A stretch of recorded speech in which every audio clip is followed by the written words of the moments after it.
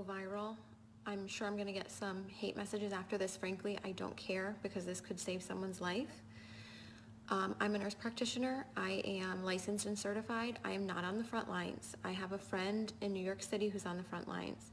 And for her safety, she cannot come out and say these things. So I am her voice. I'm not going to name names of people or hospitals for the safety of those involved. But this is her account, okay? I am her voice here. I'm gonna tell you what she has told me. She wants this to get out. Now, I'm sure this is not the case everywhere. I'm confident. I have friends that are in other places. They're on the front lines, they're in ICU, and it's not like this everywhere. But in New York City right now, in some of the hospitals, this is what is going on. People are sick, but they don't have to stay sick. They are killing them. They are not helping them. She used the word murder, coming from a nurse who went to New York City expecting to help. Patients are left to rot and die. Her words. She has never seen so much neglect. No one cares. They are cold and they don't care anymore. It's the blind leading the blind. Now, a couple of weeks ago, I was on with some nurse friends of mine and we were discussing different medications that could be used to potentially help people. Doctors who were reporting around the country that they were using a combination of medications that were helping people. People were not dying when they were on these medications. They were getting better. Those medications are not being used in hospitals in New York City. What is happening is that they're putting people on nasal cannula. If they require more than 6 liters of nasal cannula, they get intubated, they go on the vent, or they get trached if there's not enough vents. They don't get high flow, no non-rebreather, no non-invasive ventilation, no CPAP, no BiPAP. They're on a closed system, the ventilator, versus a CPAP or a BiPAP for fear that it will spread the virus.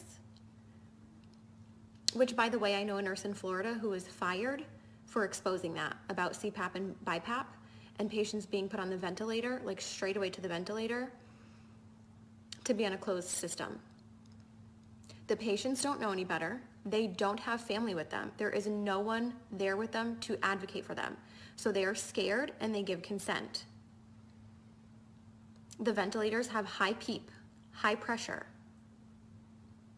which then causes barotrauma. It causes trauma to the lungs. Dr.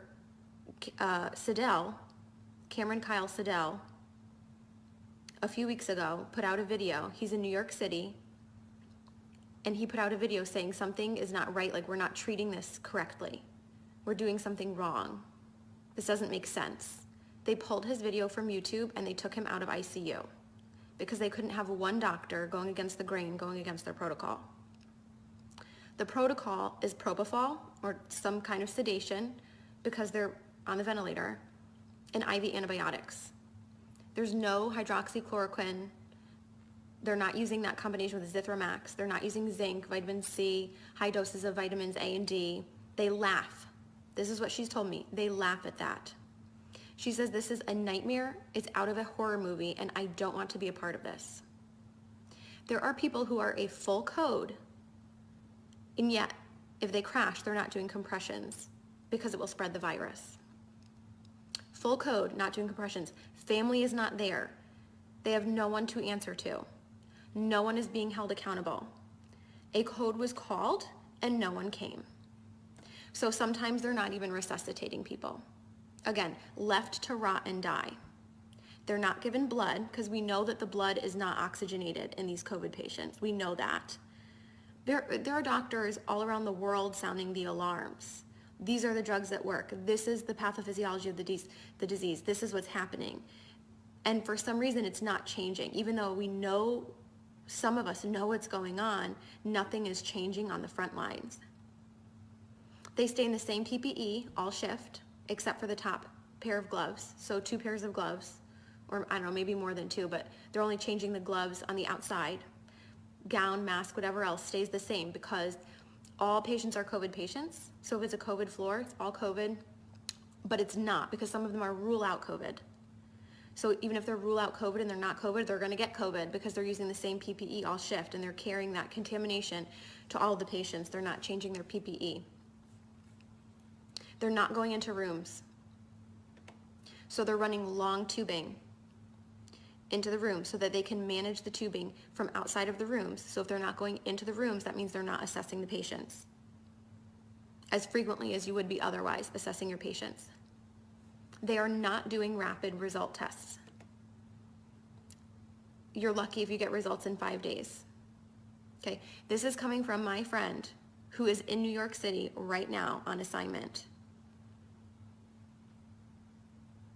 who went there to help, and this is what she's finding. It's a horror movie, she says. Not because of the disease, but because of the way it's being handled. She said, we need help, and people are sitting there waiting in the hotels. Money, I guess, it's being paid for by FEMA, and yet they're still understaffed. And there are hundreds of people, hundreds of nurses in the hotels waiting to be called onto a shift. So there is manpower enough if the goal were to actually save people. But resources are not being utilized properly or to full capacity in a way that maximizes the patient benefit or improves the outcomes. The records and charting are crap. And now some of these hospitals in New York City are probably crappy on a good day. So you add in the fear of COVID and the fear of the whole pandemic and forget it. So if you're in a crappy hospital with crappy nurses, let's face it, all of us nurses have worked with crappy nurses before who don't care. So now you add in this, forget it. And they're having people do things that they can't do. So maybe things that they're not proficient in. So maybe a nurse who's not familiar or comfortable with using a ventilator. And it's that figure it out mentality. Figure it out. These patients are critical and they're crashing, figure it out. So nurses are being celebrated as heroes, right? We see how like the fire trucks and the police are like lining up and practically having these parades and celebrating them as heroes. And don't get me wrong, I'm sure in some parts of the country and other ICUs, I have friends that are working on the front lines in ICU and they are good nurses. And some of them are heroes, but we have nurses being celebrated as heroes who are killing people. They're not heroes. And they're being brainwashed to think they're doing something great just by going to work because they're brave enough to go to work. Well, what are you doing at work? You're certainly not saving people if you're not even running codes.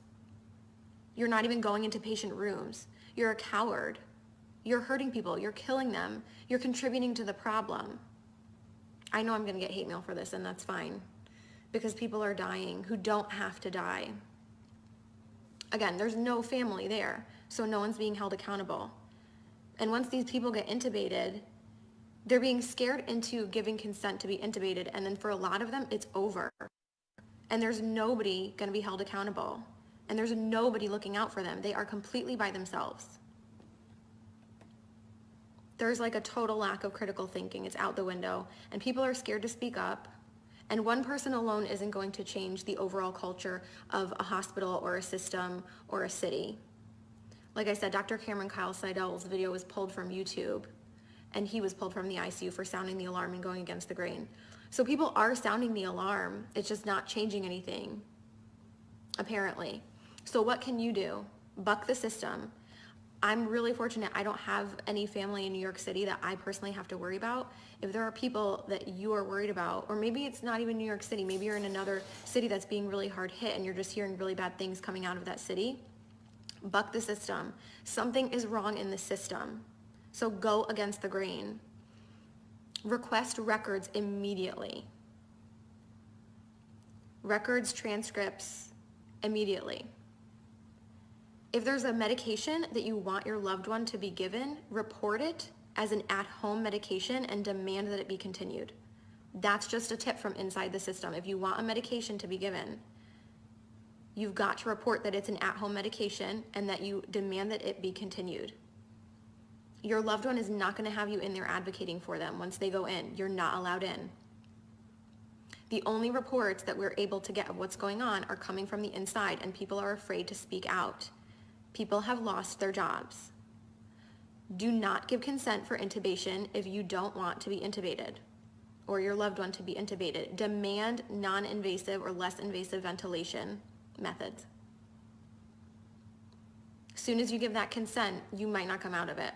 Now, in some cases, it might be appropriate. We just don't know. We know that it's being used inappropriately in a lot of cases, and that the ventilators are making people worse.